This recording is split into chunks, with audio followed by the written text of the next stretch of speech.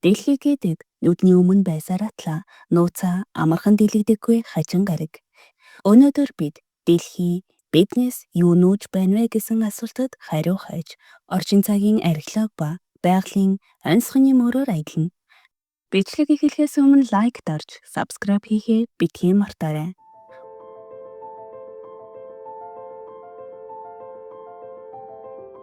Нэгэн цагт Шинзэландын уудам газраар Мау хэмээх гайхалтай амьтад алхаж явдаг байжээ. Өдтэй авраг биет, хоёр хүчрхэг хөлтэй, огт далавчгүй, өндөр нь бараг 3 метр хүрнэ.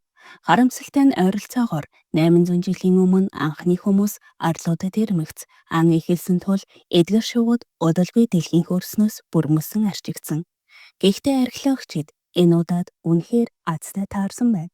Овын уулын нэгэн агуйгаас хадгалагт нь бараг итгэмээргүй Могийн хөл олджээ.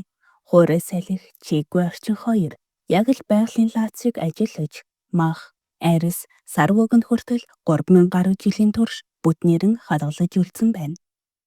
Хүн төрлөختөн эрт дээр үеэс л одод руу харж бид ертөнцид ганцаараа биш гэдгийг батлах өчүүхэн дахиж гэсэн хайсаар ирсэн. Гэвч өнөөг хүртэл нотолгоо гих зүйл ихэвчлэн бүдэг бадаг байна. Харин 2024 оны 4-р сард Канадын Саскачеван мужид нэгэн фермер хүүгийнхээ хамт эдлэн газраараа алхаж яваад үнэхээр хочирхалтай нэг зүйл олсон байна. Тэд 45 кг-аас давсан жинтэй этгээд хэлбэрийн нэгэн хилтерхий таарчээ. Тэр зүйл нөөц төрөгчийн хэрэглэн материалаар хийсэн мэт харагдаж, дотор нь зөгийн үр мэд 6 талс нүдлэг бүтэцтэй хөнгөн цагаан хүрээ байв. Орон нутгийн хэвлэл олдврын тухай мэдээллийг даруй хар гаргийн хөлгийн данг байж магадгүй хэмээн сенсац болгон дэвэргэв. Гэвч газар дээр нотсон мэрэгжилтнүүд бодит байдлыг шуурхай тогтоож, олдсон хилтерхийн SpaceX компани пуужингийн нэг хэсэг бөгөөд унахдаа бүрэн шатаж амжилтгүй үлдэж хоцорсон эданг байв. Ихэнх тохиолдолд шат дамжлаг, хурдсгуур хэсгүүд агаар мандлын нэгт давхаргад ормогцоо шатаж сариндөгч. Энэ хэсэг онцгой тохиолдлоор тисжүүлдэжээ. Иймэрхүү олдвор Саскачеванд өмнө нь ч гарч байсан байна. 1960-ад онд нэгэн анчин хиймэл тагуулын хилтерхий олж байсан тухай баримт бий. Дараа нь SpaceX уг эдангийг фермерээс буцаан худалдан авч яагаад ийм байдлаар хадгалагдсан үлдсэнийг судалгаар авч явсан байна. Харин фермер олсон мөнгөө төрлөх хотынхоо хогийн талбай байгуулахад зарцуулжээ. 2017 онд Хятадын Жаньякоу хотод нэгэн дүүлэн тарив. Орон нутгийнхан 18 метрээс урт мангасын аргээс олсон гэх бөгөөд яснууд нь эрдний домогт гардаг лууны үлдэц шиг харагдаж байсан байна. Эрх баригчид газар дээрээ түргэн очиж бүсийг хаан олдврыг судалгаанд авчээ. Түүнээс хойш намгүн болж албан ёсны тодорхой мэдээ бараг гарсангүй.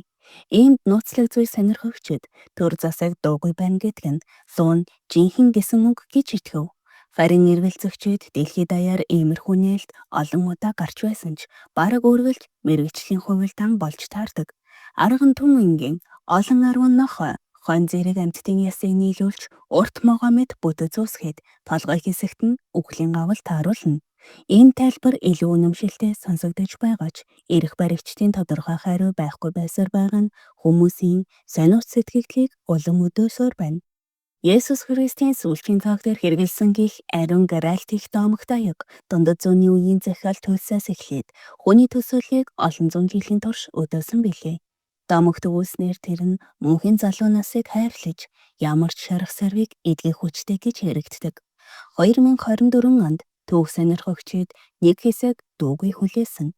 Учир нь археологчид Йорданы эртний хот Петрад нэгэн сэжигтэй олдвор илрүүлсэн гэх шүүгэн гарчээ. Алдарт Элхасныг сканерт хот суурийн доор нууц өрөө илэрсэн байна. Дотор нь манай эртний өмнөх 1-р зууны үеийн 12 аргээс болон олон тооны олдвор байжээ. Тэр шарлуудын нэгний гар дээр керамик аяг атгуулсан байсан нь хүмүүсийн төсөөллийг шууд өдөв. Археологчид өөрсдөө ч яж маягаар киноны гралтай адилхан юм гэж хэлээд шүүганийг улам дэвэргэж орхив. Гэхдээ харамсалтай нь ойроос наривчлан үзэхэд тэр аяг нь үнэндээ хагарсан варны амсар хүзүү төдий зүйл байжээ. Үүнээс үүдэн бид нууцлаг набетан хүмүүс хэрхэн амьдарч, хэрхэн нас бардгийг өмнөхөөсөө илүү ойлгох боломжтой болж байна. Рапа Нуи арвал Асар том чулуун толгой Маои хөшөөдөөрөө алдартай. Тэдгэрийг галдуулын төв чулуугаар сэлж, ойролцоогоор 10-аас 16 дугаар зууны хооронд бүтээсэн гэж үздэг. Хүмүүсийн цонх нь нэг л сонирхолтой баримтыг мэддэг. Тэдгээр толгойнууд үнэндээ биетэй байдаг.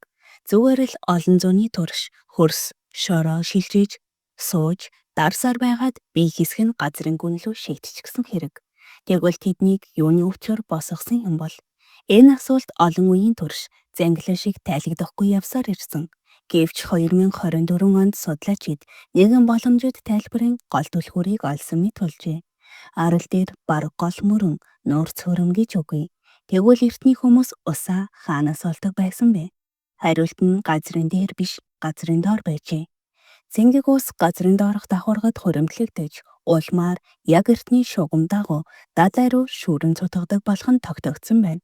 Эртний оршин суугчид тэр хэсэгт далайн устай холилдсон цэнгэг, давстай, шорвогдуу усыг ундалдаг байжээ.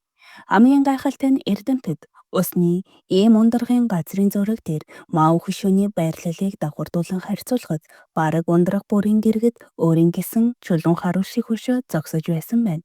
Өөрөөр хэлбэл эдгээр хөшөө нь зүгээр нэг шүтэн төдий бус замчлагч тэмдэг байжээ.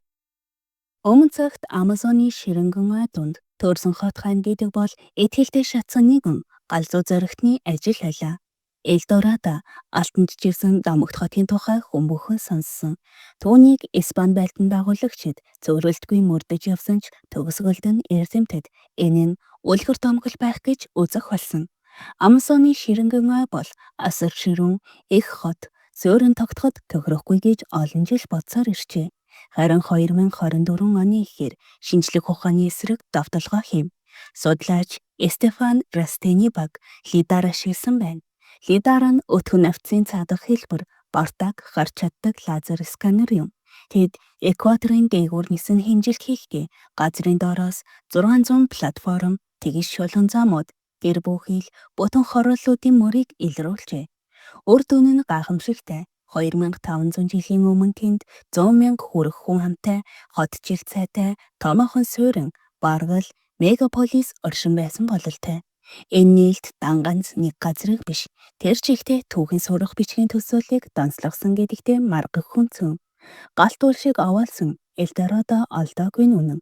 Гэхдээ энэ соёл иргэншлийн хүрээх хэмжээ нь домгийн сүр хүчнээс дутахгүй сэтгэгдэл төрүүлнэ. Тэгэхээр Стефан Растен үнэхээр тэр домогт Элдорадог олсон уу гэвэл ихэнх шинжээчдийн үзэдгээр мэдээж үгүй. Нэгдүгээрт малтлаг судалгааны явцад илэрсэн зэвсэн энгийн чулуугаар босгосон суур, голомт байгууламжууд байсан болохоос алт гултмайгаар үрсэн ханнууд огт биш. Хоёрдугаарт эрдэмтдийн тооцооллоор тэр соёл иргэншил оргилдоо манай эртний 500 оны орчим цэцгэлсэн байна. Өөрөөр хэлбэл Европын колончлогчид тийшээ хөл тавьж алтны уул мөрөөдөж эхэлснээс бүтэн 1000 жилийн өмнө гэсэн үг. Цаг хугацааны тааруулах нь зөрж байгаа нэлт. Гэхдээ энэ зөрүүнд Растени ажлын үнцнийг огтхонч багасгахгүй. Гэхдээ зэрлэг нэвтршгүй гэж боддог Амазоны ширэнгэн ойд ч 100,000 хүнтэй хотууд оршин тогтнож чаддаг байсан гэдгийг нотолсон. Упаногийн бүсийн авраг хот хэдэн зуун жил анзаарагдaltaгүй нугдаж чадсан юм чинь. Жинхэнэ Элдорадоч хаа нэгтээ өтгөн ширэнгэн донд цаг нь болохыг хүлээн хэвтэж байж магадгүй. Энэ үртэл сонссон танд баярлалаа. Бичлэг таалагдсан бол лайк дарж, subscribe хийхээ битгий мартаарай.